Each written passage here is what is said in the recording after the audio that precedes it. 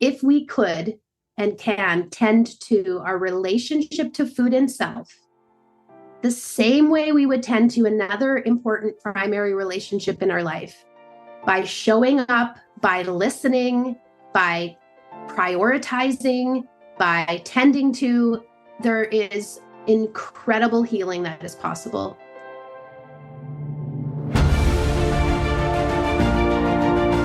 Hello and welcome to the Daily Helping with Dr. Richard Schuster. Food for the brain, knowledge from the experts, tools to win at life. I'm your host, Dr. Richard. Whoever you are, wherever you're from, and whatever you do, this is the show that is going to help you become the best version of yourself. Each episode, you will hear from some of the most amazing, talented, and successful people on the planet who followed their passions and strive to help others. Join our movement to get 1 million people each day to commit acts of kindness for others. Together, we're going to make the world a better place. Are you ready? Because it's time for your Daily Helping. Thanks for tuning into this episode of the Daily Helping Podcast. I'm your host, Dr. Richard, and I'm really excited to share our guest with you today. Her name is Sue Van Raes, and she is a functional nutritionist, food psychology specialist, wellness expert, yoga instructor, and the founder of Boulder Nutrition.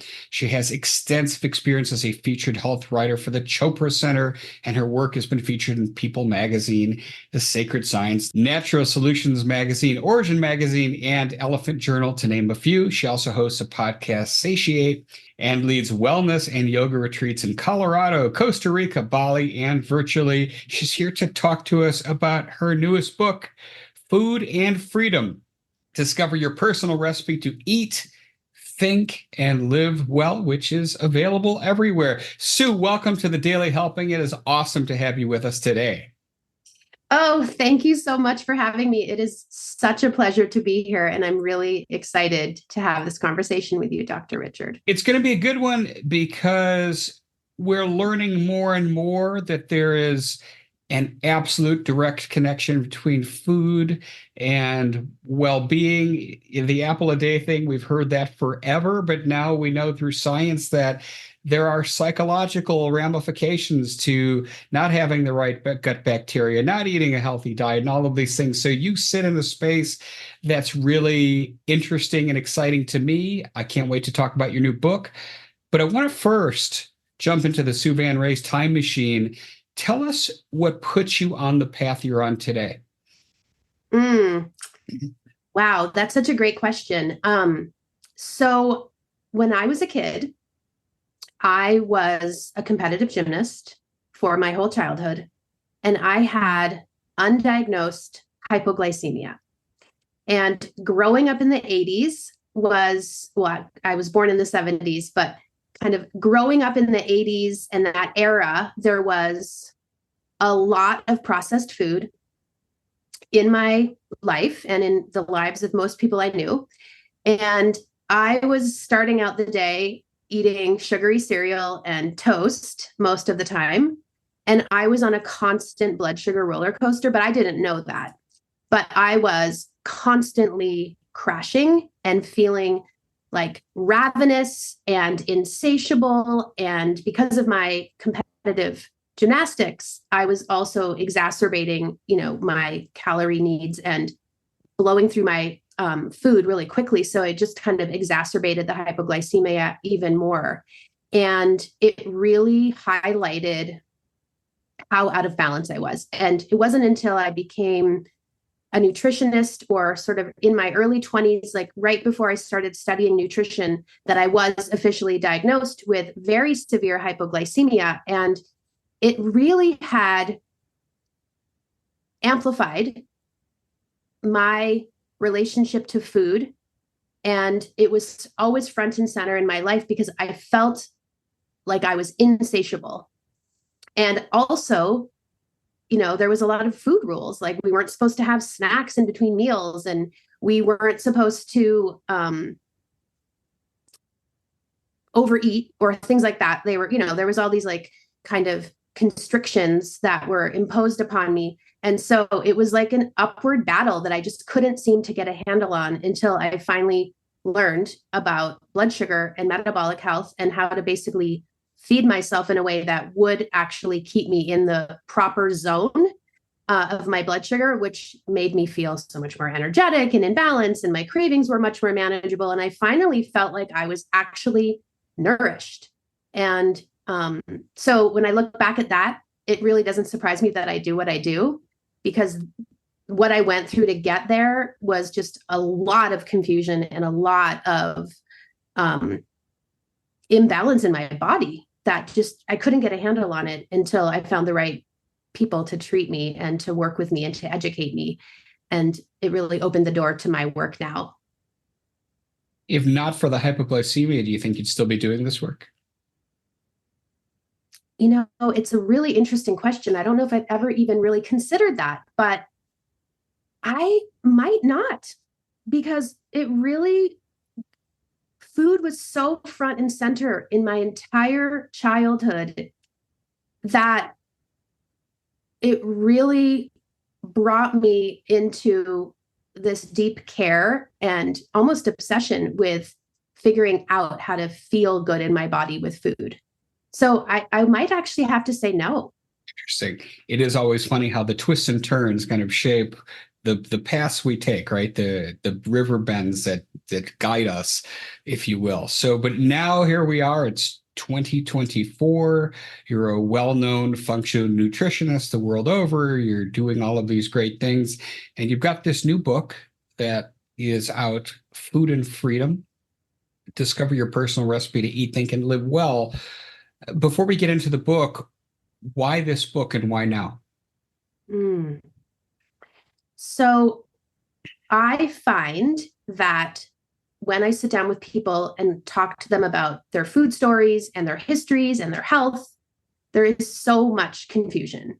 There's confusion about what to eat. There's confusion about how our body responds to food. And there's surely confusion about our relationship to food and how to improve that. And when I made the transition from clinical nutrition early on in my private practice to including a lot more on food psychology and how we relate to food, you know, it really opened up to so many different kinds of people that I've had the privilege of working with and talking to and learning about their stories. And this book really is a culmination of the last 2 decades of my work. And why now is a really interesting question, because of course the book journey is a long and windy road, but it feels like this time in my life, I'm in my, early 50s, and I feel ready to show up in the world in a really expanded way, more so than I ever have. And I've done a lot of different kinds of, inner personal development and growth along the book journey to prepare myself to be able to shepherd this book into the world. And I feel so excited that the time is here and that I'm where I'm at in my life. And that I have the honor really of doing this work. And I was talking about this recently at my book opening, which is really, I feel like my mission right now is just really to do the book justice, because I know that it can help so many people. And so getting the book out there and into the hands of people who need it most really has been the biggest inspiration for me. So high level, what is this book going to teach somebody? So this book is a really interesting combination of functional nutrition and food psychology. And I think sometimes we think of those things as separate. But what I have found is that if we can learn to eat to feel how we want to feel, to bring our biochemistry on board, and to understand how to work with feeling good with the actual physical sensations of food in our body, feeling satiated, feeling in balance, and really befriending our biochemistry, then we have so much more ease and so much more grace in learning how to improve our relationship to food. I think when we start at the other side of the equation, which a lot of times is happening, like just looking at relationship to food without biochemistry, it's possible, but it's just harder.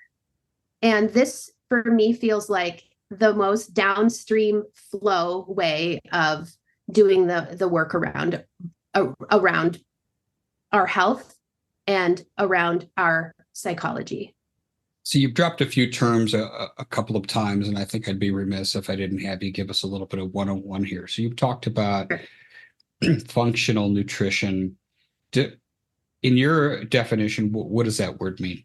Or two words, I guess. What does that mean? Yes. Functional nutrition. I mean, it's a little bit of a tangent off functional medicine.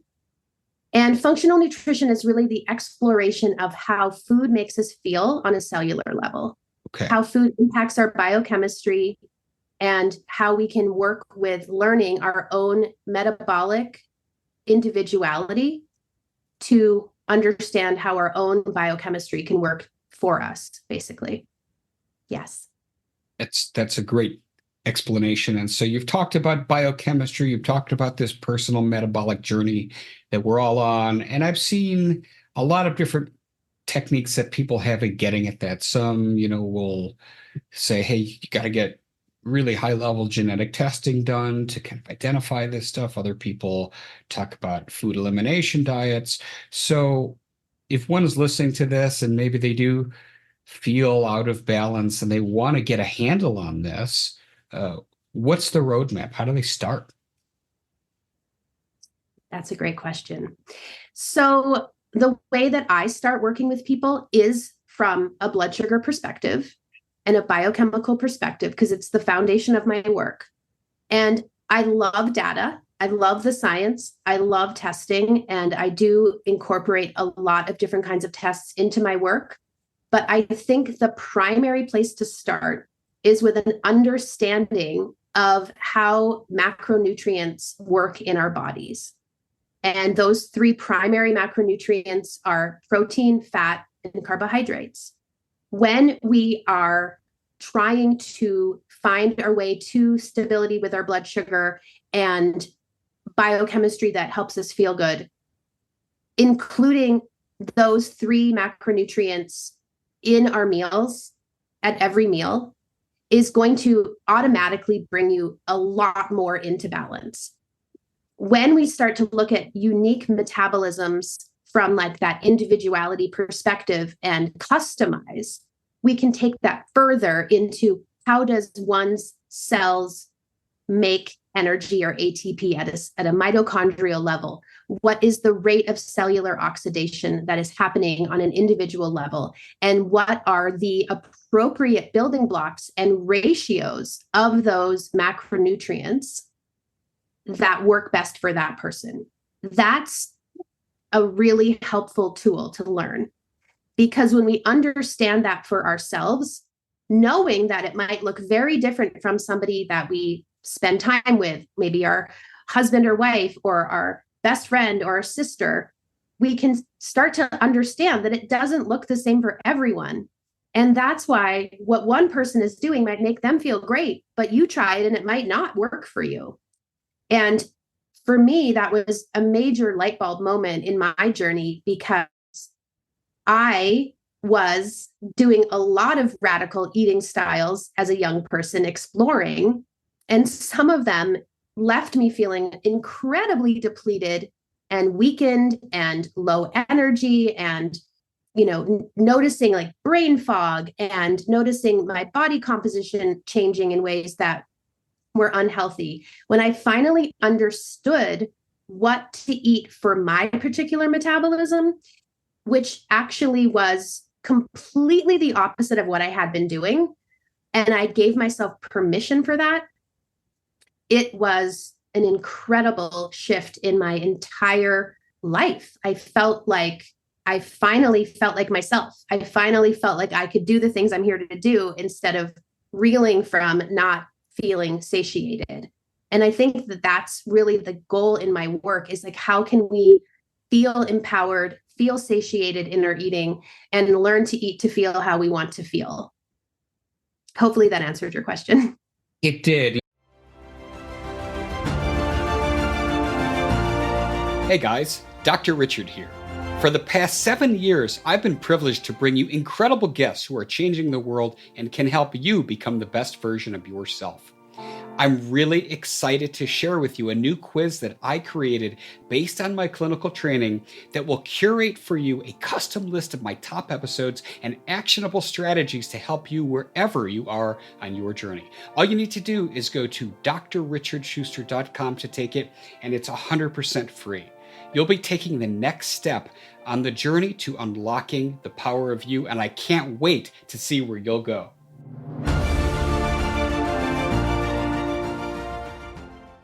And you mentioned when you had this roller coaster, this blood sugar odyssey with the hypoglycemia, you would go through these periods of the brain fog.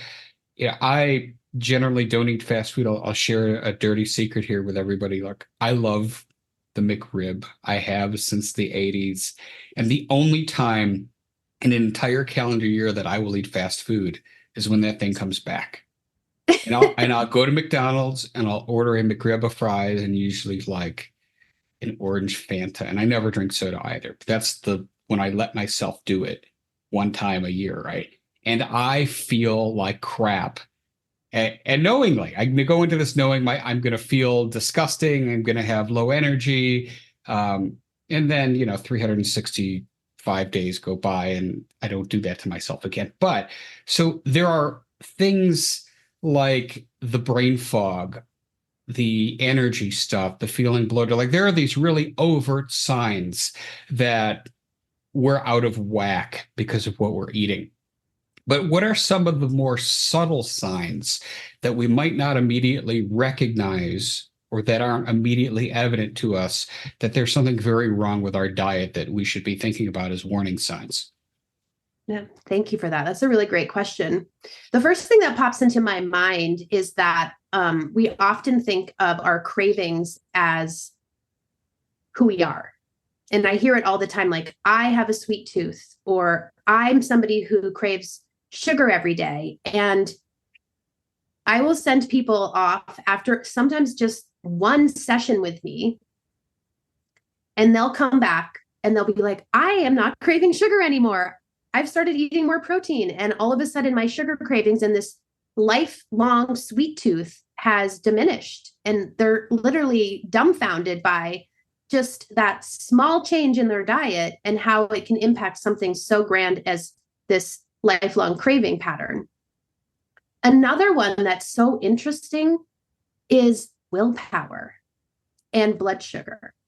People feel like they have low willpower, or I don't have much willpower in my life, or I can't make these changes that I want to make, whether it be related to food or other things. What's so interesting in the science is that they've now uncovered this direct relationship with imbalanced blood sugar, specifically the crash, and our willpower in anything we're doing, including eating. Meaning maybe we're not making great choices around food, but maybe we're also not making great choices around other things and we feel powerless. You can actually trace that back in many cases to blood sugar. And so there's lots of subtleties that we can look for. We can look for sluggishness in our energy. We can look for how we feel when we wake up in the morning. Is it hard to get out of bed? Do we feel like we're always tired? And, those types of patterns might be feeling like they're part of just who we are. But what I've seen is that we can actually shift those from a metabolic perspective when we know how to eat to feel how we want to feel. I'm not surprised you mentioned that correlation between willpower and low blood sugar, because if you look at the science of how cults program people, they often will feed them a high sugar intensive diet. It's almost all they give them. And, so when you mentioned willpower, it makes a ton of sense to me based on that research alone. So, but let's flip this and let's start spending the rest of our time being positive here and giving people the direction, because you said there's a way to reverse this metabolically, right? And to move people in the right direction. So I want to spend some serious time there. Take us through some of the tenets in your book as to how people do that. Sure. So the first part of my book is really about this foundational element around our blood sugar and biochemistry and how to bring our metabolic health back on board, including like it is possible to reverse type 2 diabetes if we know how to eat to balance our blood sugar. I've seen it firsthand. When we learn what our metabolisms need, meal by meal, ratios of macronutrients, we can then start to incorporate very specific precision nutrition into our day-to-day eating. That's really the first step. But how do you find how do you find that ratio though? How does a person do that?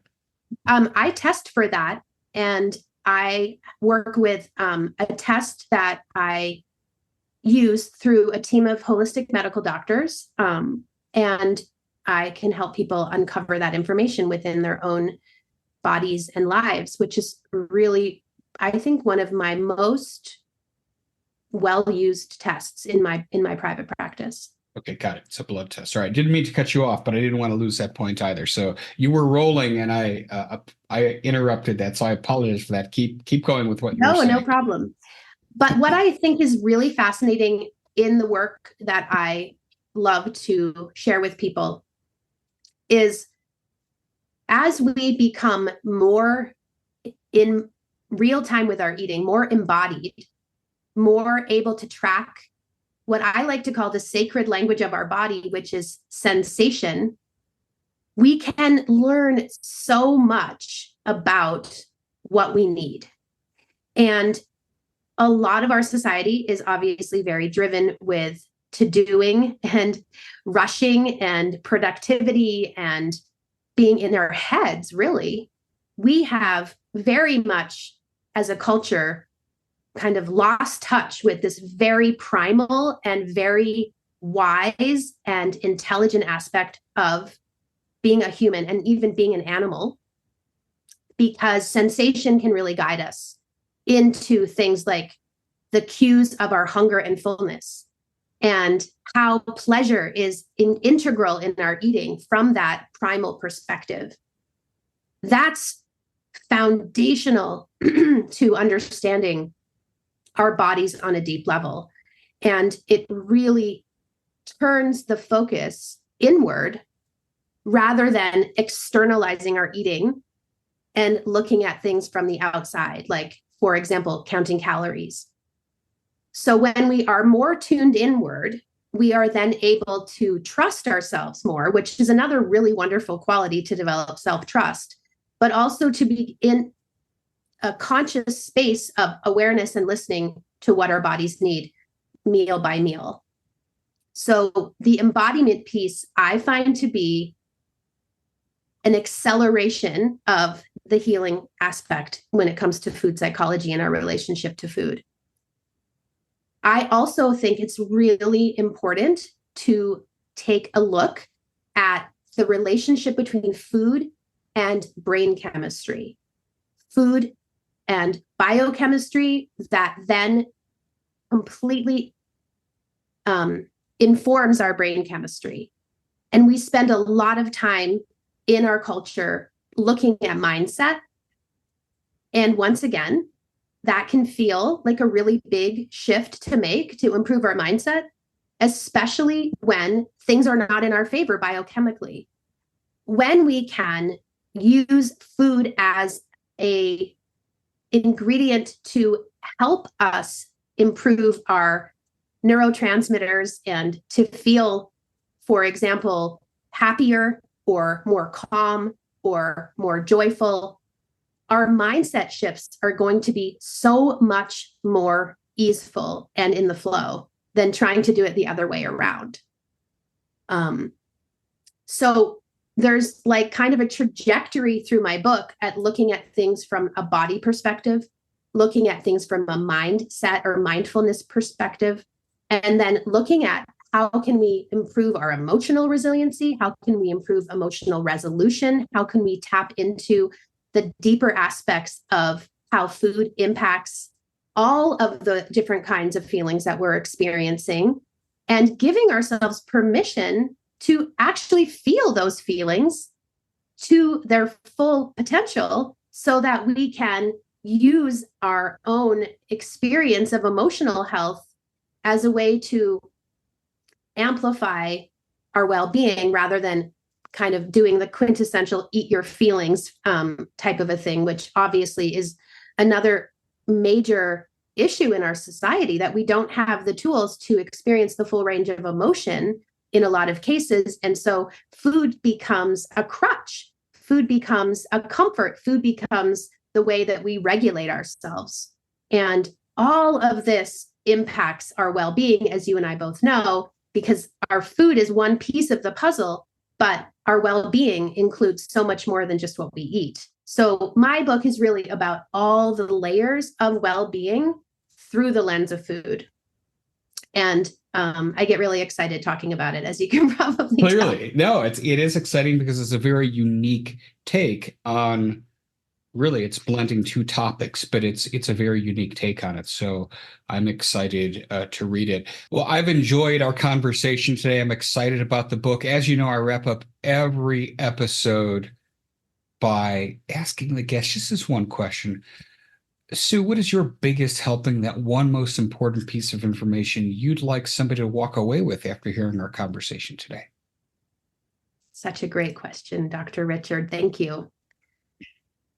I would have to say that if we could and can tend to our relationship to food and self the same way we would tend to another important primary relationship in our life, by showing up, by listening, by prioritizing, by tending to, there is incredible healing that is possible.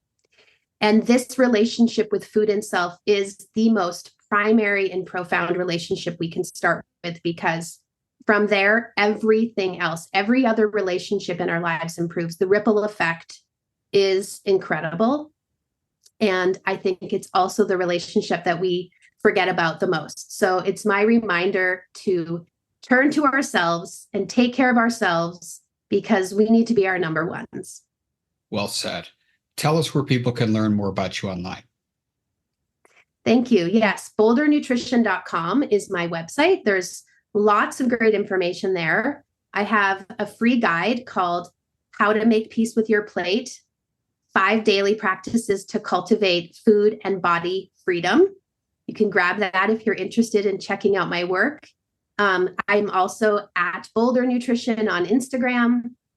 And my book is, of course, in all the places books are sold, Food and Freedom. Perfect. And we'll have links to everything Sue Van Raes in the show notes at drrichardschuster.com. Well, again, really enjoyed our time together. I'm excited to read your book, and I think it's going to help a lot of people. Thank you so much for coming on the Daily Helping today. Thank you so much for having me and helping me get the word out. Absolutely. And I also wanted to thank each and every one of you who took time out of your day to listen to this conversation. If you liked it, if you're inspired, if you're going to start thinking about your relationship with food a little bit differently, go give us a follow and a 5-star review on your podcast app of choice, because that is what helps other people find the show. But most importantly, go out there today and do something nice for somebody else, even if you don't know who they are, and post in your social media feeds using the hashtag MyDailyHelping, because the happiest people are those that help others.